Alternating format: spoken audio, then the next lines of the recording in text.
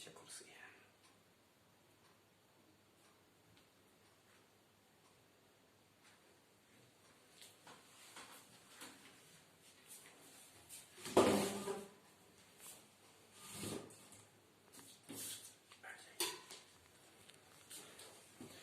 और बच्चों, क्या समाचार हैं आपके? पढ़ाई तो आपकी शुरू हो गई है और बेटा मन लगाकर पढ़ना है, घर पर ही पढ़ना है, क्योंकि इस बार आपका बोर्ड एग्जामिनेशन है और आपको अच्छा करना है।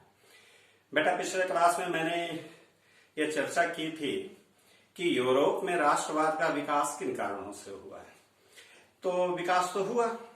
अब जब राष्ट्रवाद का विकास हुआ तो निश्चित है कि इसका यूरोप की राजनीति पर प्रभाव तो पड़ना ही था। इसका जो सबसे बड़ा प्रभाव पड़ा वह था कि यहीं से यूरोप में एकीकरण की प्रक्रिया शुरू हुई। आपको यह समझना होगा यहाँ पर कि विशेष करके फ्रांसीसी क्रांति से पहले यूरोप में ऐसे कई राष्ट्र थे जो राष्ट्र नहीं थे। वे छोटे छोटे राज्यों में बटे हुए थे। उन्हीं को एकीकरण, उन्हीं को एक करने की प्रक्रिया इस राष्ट्रवाद के कारण ही प्रारंभ हुई। ऐसे दो उदाहरण है मेरे पास। एक तो इटली का एकीकरण हुआ और दूसरा जर्मनी का एकीकरण हुआ। आज हम चर्चा इटली के एकीकरण के बारे में करेंगे। निश्चित सी बात है कि फ्रांसीसी क्रांति से पहले इटली अनेक छोटे छोटे राज्यों में बटा हुआ था, जहां के राजा बड़े ही कमजोर, आपसी ईर्ष्या द्वेष संघर्ष में लगे रहते थे। मगर फ्रांसीसी क्रांति के बाद जब राष्ट्रवाद की लहर वहां चली तो इटली के एकीकरण की प्रक्रिया भी शुरू हो गई, जिसमें मैक्सनी ने, काबूर ने, गैरिबाल्डी जैसे महान देशभक्तों ने इटली के एकीकरण में बहुत बड़ी भूमिका निभाई, जो कई चरणों में जाकर के इटली का एकीकरण पूरा हुआ। लेकिन बेटा, इटली का एकीकरण करना कोई हंसी मजाक की बात नहीं थी। बहुत कठिन काम था, बहुत बाधाएं थी। इटली बहुत सारे छोटे छोटे राज्यों में बटा हुआ था। जैसा कि मैंने कहा, ये राजा ईर्ष्या द्वेष और संघर्ष में लगे रहते थे। इन्हें एकीकरण से कोई लेना देना था ही नहीं। इनकी निर्बलता का लाभ उठा करके यूरोप की कई शक्तियों ने इटली के कई भागों में अधिकार कर रखा था। जैसे इटली के उत्तर पश्चिमी भाग वेनेशिया पर ऑस्ट्रिया ने अधिकार कर रखा था। उसके आसपास जितने भी छोटे छोटे राज्य थे, टस्कनी, रोमैगना, मेडोना, पार्मा, ये सब हालांकि स्वतंत्र तो थे, मगर इन पर ऑस्ट्रिया का बड़ा जबरदस्त प्रभाव था।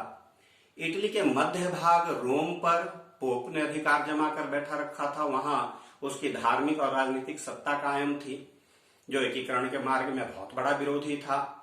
इटली के दक्षिणी भाग में नेपल्स और सिसिली दो राज्य थे, जहां की बुर्बो वंश के शासन था, वो भी एकीकरण का विरोधी था। ऐसी स्थिति में इटली के महान देशभक्तों ने अपनी दूरदर्शिता से इटली के एकीकरण किया, जो कई चरणों में जाकर पूरा हुआ। अगर हम पहले चरण की बात करें तो इटली के एकीकरण में सबसे बड़ा बाधा ऑस्ट्रिया था। लेकिन 1848 की फ्रांसीसी क्रांति के बाद ऑस्ट्रिया के चांसलर मेटरनिख के पतन के बाद इटली का एक राज्य था जिसका नाम था पीडमांट सार्डिनिया। यही इटली का सबसे बड़ा राज्य था और यही अपने नेतृत्व में इटली का एकीकरण करना चाहता था। तो जब मेटरनिख का पतन हुआ तो पीडमांट सार्डिनिया ने एकीकरण की प्रक्रिया शुरू कर दी। वहां का सम्राट चार्ल्स एल्बर्ट, उसने ऑस्ट्रिया के खिलाफ युद्ध शुरू कर दिया। इस युद्ध में जितने भी छोटे छोटे राज्य थे, मेडोना, पार्मा, रोमैगना, यहां तक कि पोप ने भी, उधर नेपल्स और सिसिली ने भी इस युद्ध में एल्बर्ट का साथ दिया। जब लड़ाई चल ही रही थी तो ये जितने भी छोटे छोटे राज्य के लोग थे, पहले तो इन्होंने साथ दिया, बाद में इनके अपने खुद के स्वार्थ थे, मतभेद थे, ये सब अपनी सेनाएं वापस ले गए, जिस कारण पीडमांट सार्डिनिया को बुरी तरह से पराजय झेलनी पड़ी। चार्ल्स एल्बर्ट ने राजसत्ता से त्यागपत्र दे दिया और अपने पुत्र विक्टर एमेनुअल को राजसत्ता सौंप दी। इसके साथ ही बेटा ये पहला चरण समाप्त हुआ।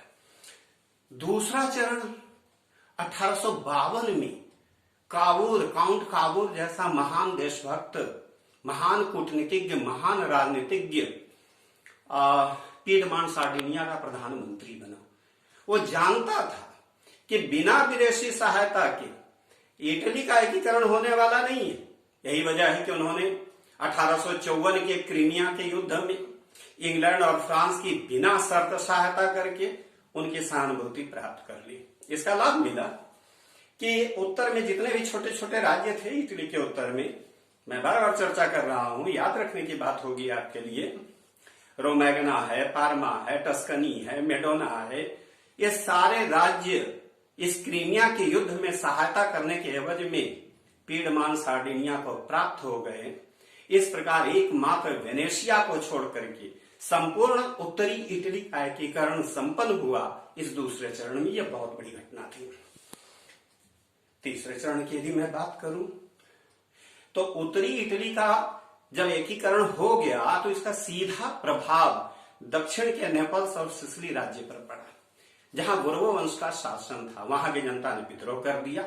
गैरिबाल्डी जैसा नेता ने विद्रोह का नेतृत्व किया और इन दोनों राज्यों पर अपना अधिकार कर लिया और महान देशभक्त होने का परिचय देते हुए ये दोनों राज्य यानी कि नेपल्स और सिसिली उसने पीडमान सार्डिनिया को सौंप दिए।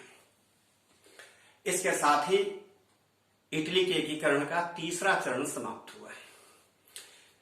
चौथा चरण शुरू होता है कि 1862 में मृत्यु हो गई काउंट काबूर की। बहुत दुखद घटना थी इटली के लिए। इससे इटली के एकीकरण को जबरदस्त धक्का पहुंचा। लेकिन ऐसी स्थिति में प्रूसिया और उसके महान नेता बिस्मार्क ने पीडमान सार्डिनिया का साथ दिया। फल यह हुआ कि 1866 में प्रूसिया और ऑस्ट्रिया के बीच युद्ध हुआ। इस युद्ध में इटली ने प्रूसिया का साथ दिया, जिस कारण ऑस्ट्रिया की पराजय हो गई और रिजल्ट ये निकला कि वेनेशिया जैसा राज्य अब इटली को प्राप्त हो गया। तो इस प्रकार से चौथा चरण आते आते एकमात्र पोप को छोड़कर के संपूर्ण इटली का एकीकरण हो गया और पांचवा चरण शुरू होता है, जहां पोप पर यानी कि रोम पर अधिकार करना था, जहां पोप की सत्ता थी। पोप की सहायता के लिए, पोप की सुरक्षा के लिए फ्रांस ने एक अपनी सेना रख रखी थी। उस सेना के रहते पोप पर आक्रमण करना, रोम पर आक्रमण करना संभव नहीं था। लेकिन 1870 में प्रूसिया और फ्रांस के बीच में युद्ध प्रारंभ हो गया। इस युद्ध के कारण फ्रांस को अपनी सेना रोम से वापस बुला लेनी पड़ी। ऐसी स्थिति में पीडमान सार्डिनिया का सम्राट विक्टर एमैनुअल ने रोम पर आक्रमण कर दिया, पोप की सत्ता समाप्त कर ली और इस प्रकार से बेटा 1871 आते आते संपूर्ण इटली का एकीकरण हो गया। ये एक बहुत बड़ी घटना थी और इसके साथ ही ये टॉपिक बेटा समाप्त हो